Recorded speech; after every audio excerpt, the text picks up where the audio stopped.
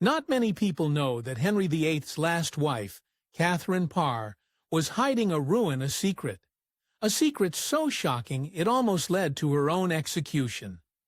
Terrified to share the same fate as the wives that came before her, Katherine saved herself with one brilliant trick. We'll get more into that later on. For a woman in Tudor England, Katherine Parr had a really unique life. With 4 husbands under her belt, she's considered the country's most married queen. In that sense, Henry VIII, who married 6 times, found his match when he met her. Katherine was raised as the eldest child of her formidable single mother, Maud Green. A woman of apparently great intellect, Maud was entrusted by the Queen to manage the court school. Just like her mother, Katherine was also extremely clever. She had a passion for languages and was fluent in French, Latin, and Italian. Upon becoming queen, she took time to learn Spanish as well, eventually writing the first book ever to be published by a woman in the English language. Seriously impressive. When Katherine was just a young girl, she made an eerie prediction about her future. The tale goes that, as a girl, she hated the tedium of needlework, and would tell her mother, "My hands are ordained to touch crowns and scepters, not spindles and needles." At the age of 17, Katherine made the first of her 4 marriages, but the union was doomed to a heartbreaking end. His name was Sir Edward Berg, and it should have been a fairy tale romance. He was age-appropriate, thankfully, from a wealthy family, and he was a knight. But sadly, he was also in very poor health, and he ended up passing away just 4 years after they were wed.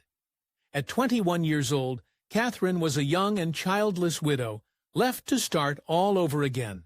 Just 1 year later, she married John Neville, 3rd Baron Latimer, in 1534.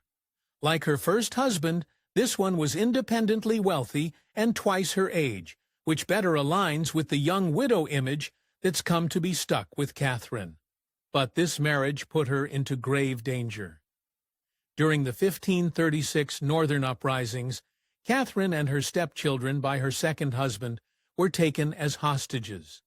The rebels informed Lord Latimer that he had to come back home, or they would kill Katherine and his children. Latimer somehow managed to persuade the rebels to let them go. While their return was a miracle, their easy release made many people suspicious, including the king himself. Was Katherine's husband really a victim, or a co-conspirator with the Northerners? On their charges belated against Lord Latimer, the damage was done. His reputation suffered irreparable harm, and the family escaped the South to avoid the judgment of their peers. Soon after, Lord Latimer fell ill. He ended up passing away in 1543, and Katherine was once again a childless widow. But her situation was a little different now. At 31 years old, she was finally rich enough to marry on her own terms, and luckily, she had some great connections to get herself back into all the right social circles. You see, her mother had been a friend of Henry VIII's first wife, Catherine of Aragon. On top of that, when Katherine was younger, she had been best friends with Henry's eldest daughter, Mary Tudor. She was when Katherine entered Mary's social circles that she caught Henry VIII's eye. This must have made for a very awkward situation, though, considering that she was only 4 years older than Mary, and had even met Henry when she was just a child. But of course, that didn't stop the king from scoping her out, and he liked what he saw. After all, Katherine stood out in many ways. She had bright hazel eyes and a great height.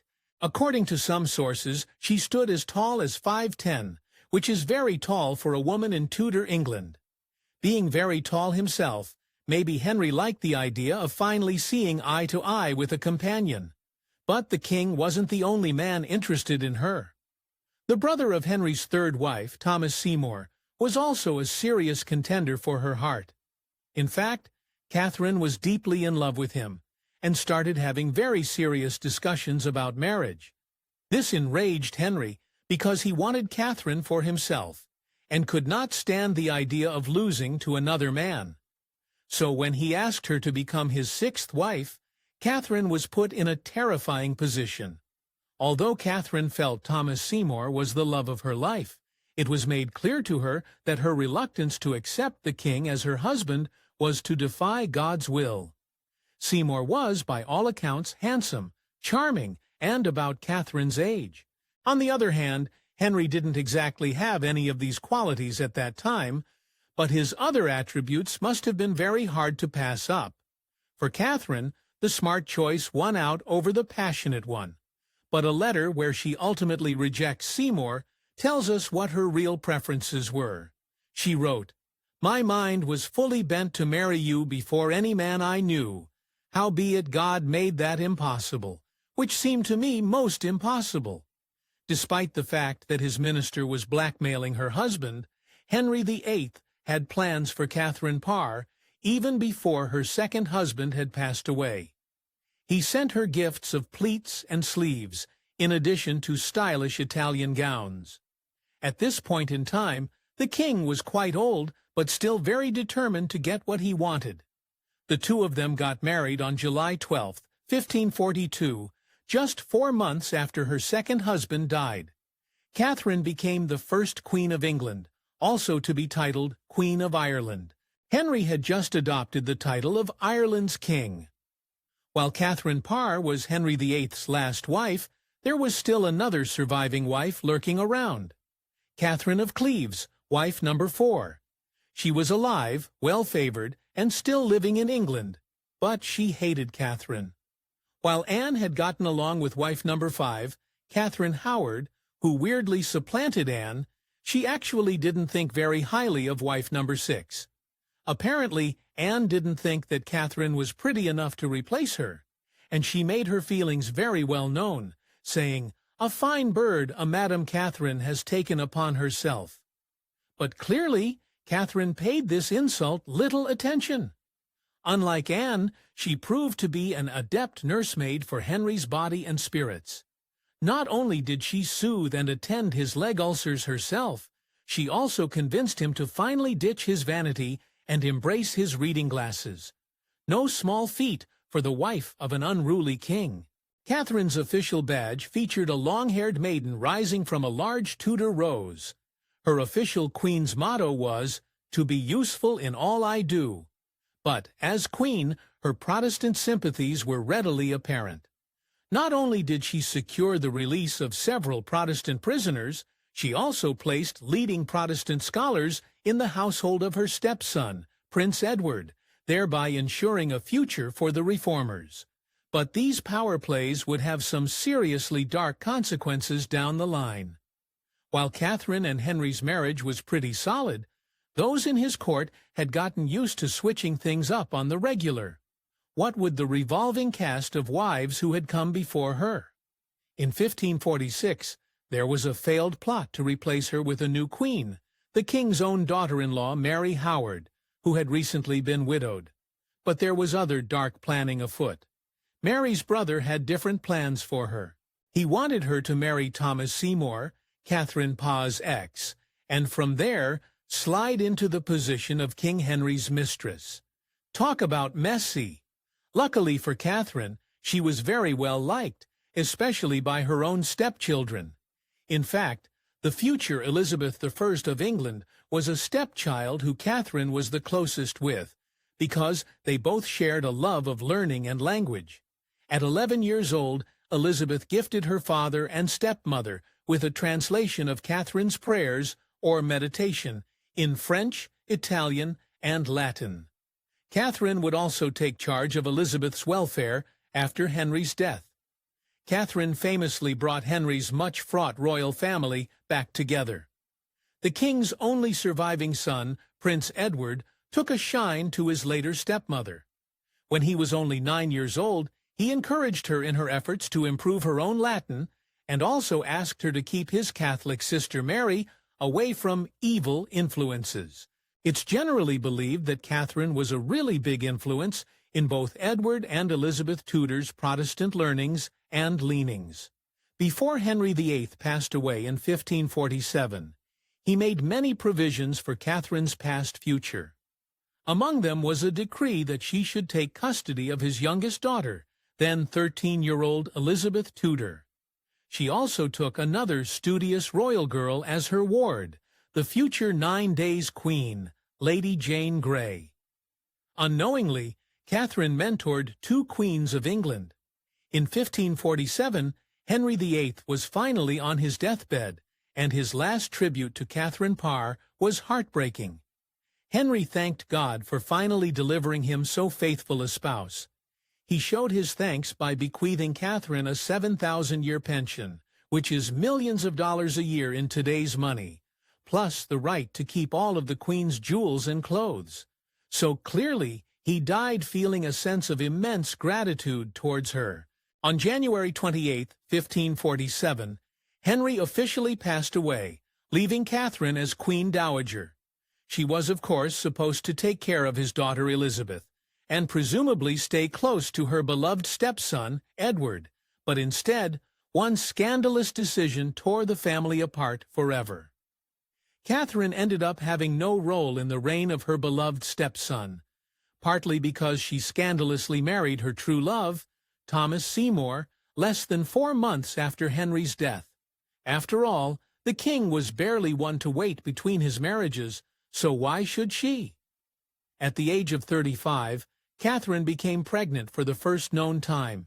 She had never been able to get pregnant in any of her first 3 marriages, so this must have come as a welcome surprise. You would think she would be happy. After all, she was now finally having a baby with the love of her life. But by this point, her fairy tale union with Thomas had turned into a living nightmare of the worst kind. After moving in with Catherine, Thomas started showing his true colors. It turns out he was a major creep. It wasn't long before he became inappropriate with her young stepdaughter, Elizabeth Tudor. Apparently, Thomas would surprise the girl in bed at odd hours for horseplay, and even tried to kiss her. Initially, Catherine brushed off his attention as innocent. As if to demonstrate his lack of harm, she sometimes joined in on the romps and helped hold Elizabeth down as Thomas tickled her. Yikes. But at one point, this ended with her husband playfully cutting the girl's dress to bits, which was clearly more than a red flag. As Catherine advanced in her pregnancy, her husband's attention to Elizabeth became increasingly inappropriate, until the situation finally exploded. In May of 1548, the tension climaxed, with Catherine finding Thomas and Elizabeth in an embrace. What exactly happened is ambiguous, but it definitely ended up with Elizabeth being sent away from her favorite stepmother's home. She might have been sent away for her own protection, or to remove her as a third wheel in Catherine's longed-for domestic bliss, or to preserve everyone's reputation, or some combination of the 3. In any case, while they had once been incredibly close, Catherine and Elizabeth would never see each other again, which is very sad when you consider their kind of bond. Even after Catherine gave birth to her only child, Mary Seymour, in late August of 1548. But what should have been the happiest day of her life soon turned dire. She suffered from postnatal complications and ended up passing away just 8 days later at the age of 36. Despite being known as the one who survived, Catherine outlived Henry VIII by less than 2 years. Her ending is extra sad, considering how she narrowly avoided the executioner's sword. You see, Catherine knew about the fates of the wives who would come before her, and she knew that she was playing a dangerous game with Henry. In order to avoid his wrath, she had to hide a dark secret. She was a Protestant, pitting her directly against her husband. In 1546, Lord Chancellor Thomas Rea Thessaly and the Catholic faction at court plotted to out her as a heretic. This involved implicating her with Anna Skew, an evangelist who was herself under arrest for heresy, and to whom Catherine was rumored to be sympathetic. While being questioned for heresy, Anna Skew became the first woman on record to ever be a victim of persecution in the Tower of London. Many suspect that this was done so as Skew would give up Catherine and her close ladies in waiting as Protestant themselves. Either way, it didn't work, as Anaskew was burned without ever implicating the Queen. But that didn't spell the end of danger for Catherine. I mean, spousal disagreements should not end in arrest, but that's exactly what happened. In 1546, Henry's suspicions about Catherine's radical beliefs were inflamed by some religious argument between them. Apparently convinced of her heresy, Henry signed a warrant for the arrest of his sixth wife.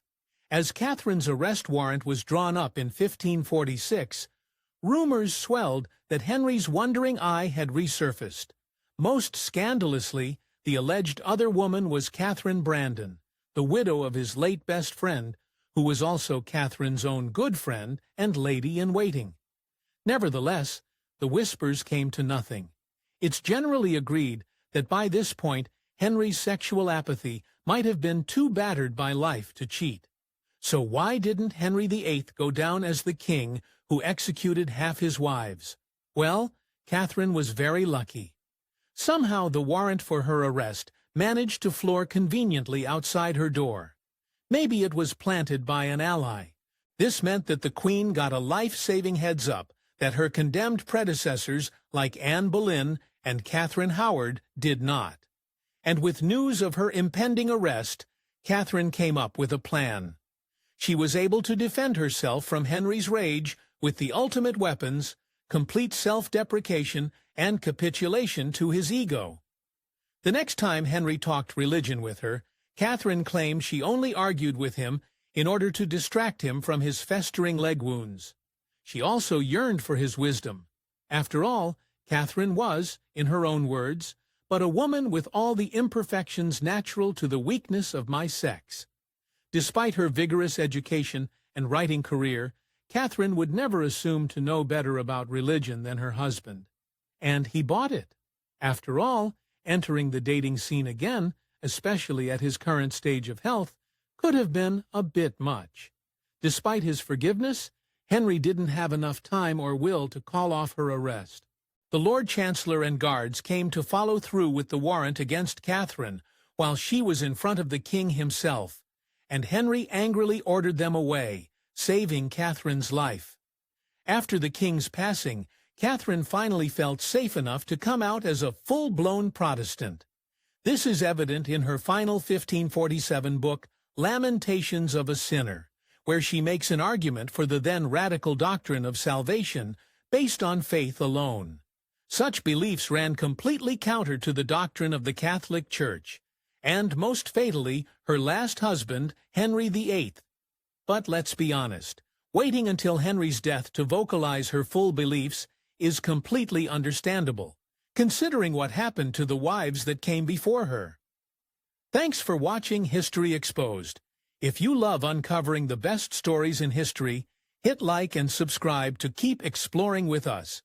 Don't forget to visit our main page, Factornate, for more incredible facts about everything.